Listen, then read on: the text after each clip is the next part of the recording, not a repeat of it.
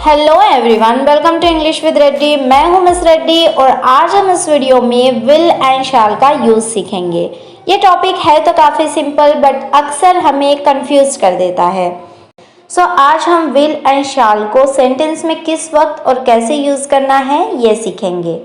Will and shall इन दोनों को हम तब यूज़ करते हैं जब हमें भविष्य में होने वाली कोई बात करनी होती है जो अब तक तो हुई नहीं है पर फ्यूचर में होगी। जैसे मैं कल उनसे मिलूंगी, ये वाक्य में मिलने की क्रिया होने वाली है।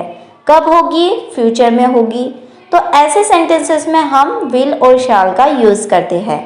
तो इस पर से हम ये कह सकते हैं कि जिस वाक्य के अंत में गा, गी, गे आएगा उस वक्त हम विल एंड शैल का यूज़ करेंगे। तो अब सवाल यह है कि दोनों में अंतर क्या है? अंतर यह है कि शैल को हम आई और वी इन सब्जेक्ट्स के साथ यूज़ करते हैं, तो विल को हम बाकी सारे सब्जेक्ट्स के साथ यूज़ करते हैं। मतलब ही, शी, इट, यू, दे, इन सब के साथ विल का यूज़ होता है। तो अभी हम एक एग्जाम्पल देख लेते हैं। मैं मार्केट जाऊंगा, गया तो नहीं हूँ पर फ्यूचर में जाऊंगा। इसका मतलब यहाँ पर विल या शैल इन दोनों में से एक का यूज़ होगा। इतना तो सबको क्लियर है। तो अब हम देखेंगे कि सब्जेक्ट क्या है, क्योंकि सब्जेक्ट ही डिसाइड करेगा कि इस सेंटेंस में विल आएगा या शैल आएगा। तो यहाँ पर सब्जेक्ट है मैं, मतलब आई। क्या यूज़ होगा? शैल यूज़ होगा। देखिए, I blank space go to market, क्या आएगा? शैल आएगा। क्यों आएगा? क्योंकि हमने अभी ही देखा कि आई और वी के साथ हम शैल का यूज़ करते हैं। नेक्स्ट एग्जाम्पल है वो मुझे कॉल करेगी, क्या आएगा? आप सोचिए। She blank space call me, will आएगा या शैल आएगा? यस, विल आएगा। क्यों? क्योंकि सब्जेक्ट क्या है? शी। शी के साथ हम क्या यूज़ करते हैं? विल। वो मुझे कॉल करेगी, शी विल कॉल मी। और अगर यहाँ पर ही होता वो मुझे कॉल करेगा तो क्या आता? ही विल कॉल मी, क्योंकि ही के साथ भी विल आता है। हम उससे मिलेंगे, ये आया है अंत में, मतलब विल या शैल का यूज़ होगा। अब हमें सब्जेक्ट चेक करना है। क्या है सब्जेक्ट? हम। इंग्लिश में क्या कहेंगे? वी। वी के साथ क्या आता है? शैल आता है। We blank space meet him, क्या आएगा ब्लैंक स्पेस में? शैल। कैसे बनेगा? वी शैल मीट हिम, हम उससे मिलेंगे। We shall meet him. यहाँ तक तो सबको क्लियर है।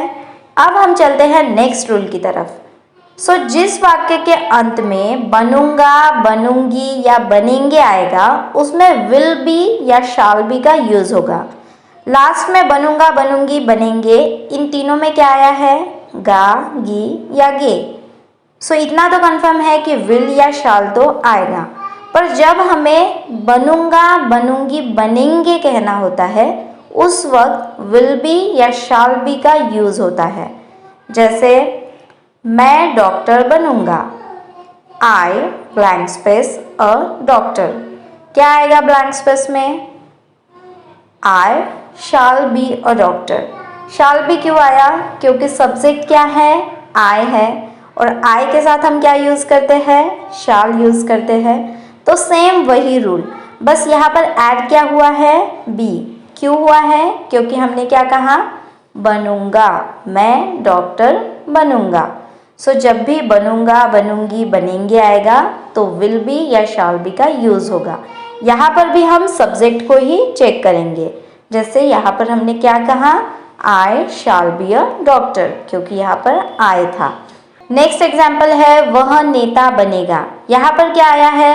एंड में गा आया है, इसलिए विल या शैल का तो यूज़ होगा, इतना कंफर्म है। बट सेंटेंस में बनेगा आया हुआ है, इसलिए हम क्या यूज़ करेंगे? विल बी या शैल बी। पर उसके लिए हमें क्या चेक करना पड़ेगा? सब्जेक्ट। सब्जेक्ट क्या है?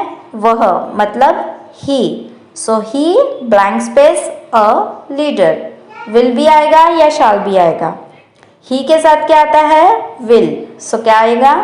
He will be a leader. तो फ्रेंड्स यहाँ तक के सबको क्लियर है। अब नेक्स्ट रूल ये है कि जिस वाक्य के अंत में रहूँगा, रहूँगी या रहेंगे ऐसे वर्ड्स आएंगे उस वक्त भी हम विल बी या शैल बी का यूज़ करेंगे। फॉर एग्जाम्पल, मैं अमीर रहूँगा, आई ब्लैंक स्पेस रीच, क्या आएगा? विल बी आएगा या शैल बी आएगा?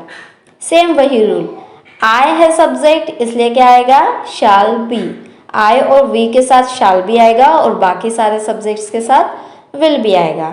नेक्स्ट एग्जाम्पल, वह तैयार रहेगी, रहेगी आया है सो विल बी या शैल बी आएगा, तो हमें क्या यूज़ करना है?